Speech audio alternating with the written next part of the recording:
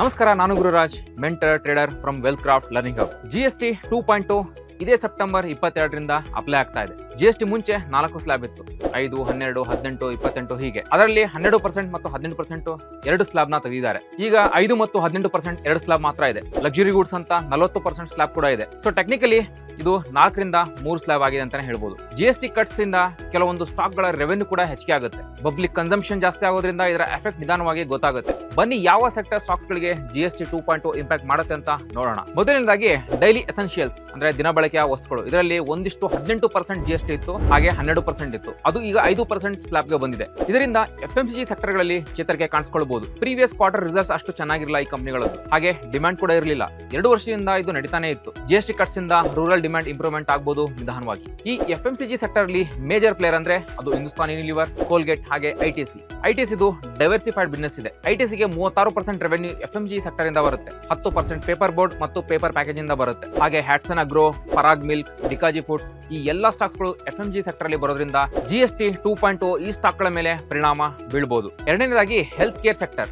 ಇದರಲ್ಲಿ individual health insurance ಮತ್ತು life insurance 18% GST ಇಂದ ನಿಲ್ ಮಾಡಿದ್ದಾರೆ. ಅಂದ್ರೆ ಇನ್ಶೂರೆನ್ಸ್ ಗೆ ಇನ್ಮೇಲೆ ನೀವು GST ಕಟ್ಟೋ ಹಾಗಿಲ್ಲ. ಕೆಲವೊಂದು ಗೂಡ್ಸ್ 18 ಮತ್ತು 12% ಇಂದ 5% ಸ್ಲ್ಯಾಬ್ ಗೆ ತಂದಿದ್ದಾರೆ.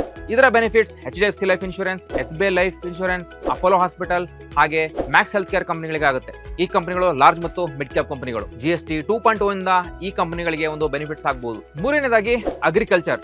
ಇದರಲ್ಲಿ ಟ್ರ್ಯಾಕ್ಟರ್ ಟೈರ್ಸ್ ಮತ್ತು ಟ್ರ್ಯಾಕ್ಟರ್ ಪಾರ್ಟ್ಸ್ ಗಳ ಮೇಲೆ 18% GST ಇತ್ತು. ಈಗ ಅದು 5% ಸ್ಲ್ಯಾಬ್ಗೆ ಬಂದಿದೆ. ಅಗ್ರಿಕಲ್ಚರ್ ಇಕ್ವಿಪ್ಮೆಂಟ್ಗಳು 12% ಇಂದ 5% ಸ್ಲ್ಯಾಬ್ಗೆ ಇಳಿಸಿದ್ದಾರೆ. ಇದರಿಂದ ರೂರಲ್ ಇಕ್ವಿಪ್ಮೆಂಟ್ಸ್, ಪಂಪ್ಸ್ ಮತ್ತು ಮೋಟಾರ್ಸ್ ಹೀಗೆ ಕನ್ಸಂಪ್ಷನ್ ಜಾಸ್ತಿ ಆಗುತ್ತೆ. ಇದರಿಂದ ಶಕ್ತಿ ಪಂಪ್, VST ಟಿಲ್ಲರ್ಸ್, ಎಸ್ಕಾಟ್ ಕುಬೋಟದಂತಹ ಕಂಪನಿಗಳಿಗೆ ಇದರ ಬೆನಿಫಿಟ್ ಸಿಗುತ್ತೆ ನೇರವಾಗಿ. ಹಾಗೆ ಇದರ ಒಂದು ರೆವೆನ್ಯೂ ಕೂಡ ಹೆಚ್ಚಿಗೆ ಆಗುತ್ತೆ ಅಂತಾನೆ ಹೇಳ್ಬೋದು. ನಾಲ್ಕನೇದಾಗಿ automobile sector. 1200cc petrol cars ಹಾಗೆ 1500cc ಡೀಸೆಲ್ ಕಾರ್ಸ್ಗಳು, ಸಬ್ 4 ಮೀಟರ್ ಕಾರ್ಸ್ಗಳು 28% GST ಇಂದ 18% GST ಸ್ಲ್ಯಾಬ್ಗೆ ಇಳಿಸಿದ್ದಾರೆ. 3 ವೀಲರ್ಸ್ 350cc ಕೆಳಗೆ ಇರುವ 2 ವೀಲರ್ಸ್ ವೆಹಿಕಲ್ಸ್ಗಳು 28% ಇಂದ 18% ಸ್ಲ್ಯಾಬ್ಗೆ ಇಳಿಸಿದ್ದಾರೆ. ಇದರ ಬೆನಿಫಿಟ್ ನೇರವಾಗಿ Mahindra and Mahindra, Hero Motors, TVS, Bajaj Auto ಈ ಕಂಪನಿಗಳ ರೆವೆನ್ಯೂ ಅಲ್ಲಿ ಗ್ರೋತ್ ಕಾಣುತ್ತೆ. ಆದರೆ 350cc ಗಿಂತ ಮೇಲೆ ಇದ್ರೆ ಅದು 40% ಸ್ಲ್ಯಾಬ್ಗೆ ಬರುತ್ತೆ. ಇದರ ಎಫೆಕ್ಟ್ ರಾಯಲ್ ಎನ್ಫೀಲ್ಡ್ ನ 650 ಮಾಡೆಲ್ಗಳು, ಬಜಾಜ್ ಟ್ರೈಮ್ ಮತ್ತು KTM ಬೈಕ್ಸ್ಗಳು, ಹೀರೋ ಮತ್ತು ಹಾರ್ಲಿ ಡೇವಿಡ್ಸನ್ ಟೈಅಪ್ ಬೈಕ್ ಮಾಡೆಲ್ಗಳು 40% ಸ್ಲ್ಯಾಬ್ಗೆ ಬರುತ್ತೆ. ಅದರ ಒಂದು ಎಫೆಕ್ಟ್ ಇದರ ಮೇಲೆ ಆಗುತ್ತೆ. ಇದೊಂದು ನೆಗೆಟಿವ್ ಅಂತಾನೆ ಹೇಳ್ಬೋದು. ಕೊನೆಯದಾಗಿ ಕನ್ಸ್ಯೂಮರ್ ಡ್ಯೂರಬಲ್ಸ್.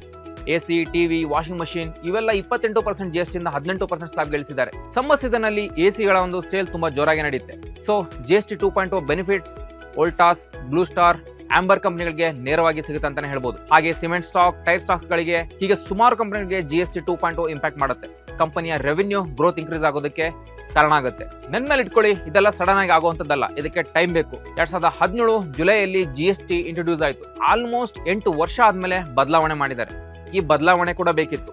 ಜನ ಕನ್ಫ್ಯೂಸ್ ಆಗ್ತಾ ಇದ್ರು, ಏನಿದು 12%, 18% GST, ಇದು ಸ್ವಲ್ಪ ಕಾಂಪ್ಲಿಕೇಟೆಡ್ ಕೂಡ ಆಗಿತ್ತು. ಈ ಒಂದು ರಿಫಾರ್ಮ್ಸ್ ಇಂದ ಇನ್ಮೇಲೆ ಜನಕ್ಕೆ ಇದರಿಂದ ಸಹಾಯ ಆದರೆ ತುಂಬಾ ಒಳ್ಳೆ ನಿರ್ಧಾರ ಆಗುತ್ತೆ ಕೇಂದ್ರ ಸರ್ಕಾರದ್ದು. ಈ ವಿಡಿಯೋದಲ್ಲಿ ಹೇಳಿರುವ ಸ್ಟಾಕ್ ಇನ್ವೆಸ್ಟ್ಮೆಂಟ್ ಉದ್ದೇಶಕ್ಕೆ ಹೇಳಿರುವಂತದ್ದಲ್ಲ, ಇದು ಜನರಲ್ ಇನ್ಫಾರ್ಮೇಶನ್, ಇದು ಯಾವುದೇ ಇನ್ವೆಸ್ಟ್ಮೆಂಟ್ ಅಡ್ವೈಸ್ ಕೂಡ ಅಲ್ಲ. GST 2.0 ಸ್ಲೋ ಅಂಡ್ ಸ್ಟಡಿಯಾಗಿ ಇಂಪ್ಯಾಕ್ಟ್ ಮಾಡುತ್ತೆ. ಅದರ ಪರಿಣಾಮ ಈ ಸ್ಟಾಕ್ ಗಳ ರೆವೆನ್ಯೂ ಮೇಲೆ ಕೂಡ ನೋಡಕ್ಕೆ ಸಿಗುತ್ತೆ. ಮುಂದಿನ ದಿನಗಳಲ್ಲಿ ಇದರ ಒಂದು ಇಂಪ್ಯಾಕ್ಟ್ ನಮಗೆ ಗೊತ್ತಾಗುತ್ತೆ. ಸೊ ಫ್ರೆಂಡ್ಸ್, ಇದಾಗಿತ್ತು GST 2.0 ಅಪ್ಲೈ ಆಗೋದ್ರಿಂದ ಯಾವ ಒಂದು ಬೆನಿಫಿಟ್ ಸ್ಟಾಕ್ ಮಾರ್ಕೆಟ್ ಮೇಲೆ ಆಗುತ್ತೆ, ಹಾಗೆ ಈ ಕಂಪನಿಗಳ ಮೇಲೆ ಆಗುತ್ತೆ ಅನ್ನುವ ಮಾಹಿತಿ. ಸ್ಟಾಕ್ ಮಾರ್ಕೆಟ್ ಬಗ್ಗೆ ತಿಳ್ಕೊಳ್ಬೇಕು, ಹಾಗೆ ಕಲಿಬೇಕು. ನಿಮ್ಮ ಪೋರ್ಟ್ಫೋಲಿಯೋನ ಡೈವರ್ಸಿಫೈ ಮಾಡಿ. ಸ್ಟಾಕ್ ಮಾರ್ಕೆಟ್ ಬೇಸಿಕ್ಸ್ ಇಂದ ಅಡ್ವಾನ್ಸ್ ವರೆಗೂ ಕಲಿಬೇಕು ಅಂದ್ರೆ ನಮ್ಮ ವೀಕ್ಲಿ ಆಫ್ಲೈನ್ ಬ್ಯಾಚ್ ಗೆ ಜಾಯ್ನ್ ಆಗಿ. ಆಫ್ಲೈನ್ ಬ್ಯಾಚ್ ಜಾಯ್ನ್ ಆಗೋಕೆ ನಮ್ಮ ನಂಬರ್ಗೆ ವಾಟ್ಸ್ಆಪ್ ಮಾಡಿ ಅಥವಾ ಆಫೀಸ್ಗೆ ವಿಸಿಟ್ ಮಾಡಿ. Stock market education, stock market ಏರಿಳಿತಗಳ ಕುರಿತು ಲೇಟೆಸ್ಟ್ ಅಪ್ಡೇಟ್ಸ್ಗಾಗಿ ನಿರಂತರವಾಗಿ ಬಾಸ್ ಟಿವಿ ಕನ್ನಡ ಚಾನಲ್ ವೀಕ್ಷಿಸಿ.